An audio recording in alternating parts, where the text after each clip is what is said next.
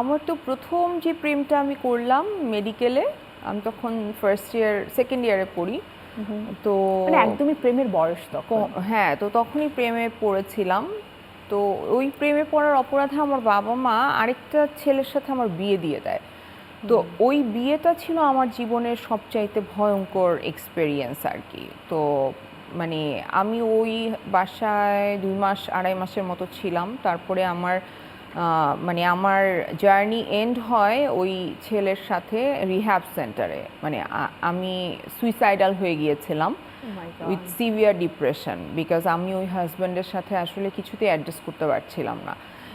তো ওই জায়গা থেকে তারপরে ধরো এমন ট্রমার ভেতর দিয়ে আমি গেছি ফিজিক্যালি মেন্টালি, যে আমার জন্য আবার কারো প্রেমে পড়া ডিভোর্স হওয়ার পর বা লাক্স থেকে বের হওয়ার পর বা মিডিয়াতে কাজ করার পর, মানে এগুলো সবই কিন্তু ওই বিয়ের পর হয়েছে, ডিভোর্সের পর হয়েছে। তখন আমার ওই মানে সাহসটা হয়ে উঠে নাই যে কখনো কারোর সাথে ইনভলভ হব। 2-1জনের সাথে হয়তো টুকটাক কথা হয়েছে, হাই হ্যালো হয়েছে, কিন্তু আছে না যে সিরিয়াসলি ইনভলভ হয়ে যাবো, এটা হয়নি। তারপরে তো খুব পাকনামি করে বাচ্চা নিতে হবে এই জন্য বিয়ে করে ফেললাম। তো তারপরে বিয়ে করলাম অনেকটা। হ্যাঁ, আমার খুব মা হওয়ার ইচ্ছা, এবং আমার বয়স মানে 30-র মধ্যে আমি বাচ্চা নিয়ে ফেলতে চাচ্ছিলাম, মানে আমার হেলথ অনুযায়ী।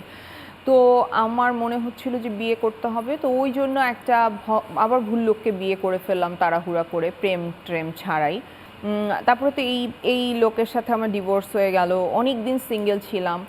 তারপরে যখন আমার এইজ 34-35, তখন একটা প্রেমে পড়লাম, ঠিকঠাক প্রেমে। ওই প্রেমটা খুব ভালো প্রেম ছিল, প্রায় 4 বছরের রিলেশনশিপ ছিল। ওইটা নিয়ে হয়তো আমি বলতে পারবো যে হ্যাঁ ঠিক আছে, একটা ভালো সময় আমি মানে পার করেছি এবং নিজেকে অনেকভাবে ডিসকভার করেছি। তারপরে সেটা ব্রেকআপ হয়ে গেল।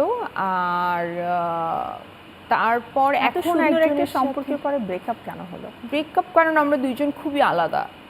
তো আমরা এত আলাদা বলেই কিন্তু প্রেমটা সুন্দর ছিল না, হয় নাই লাস্ট পর্যন্ত আর সুন্দর। সো আলাদা হয়ে গেলাম। তো তারপর এখন প্রেম করছি, এই তো।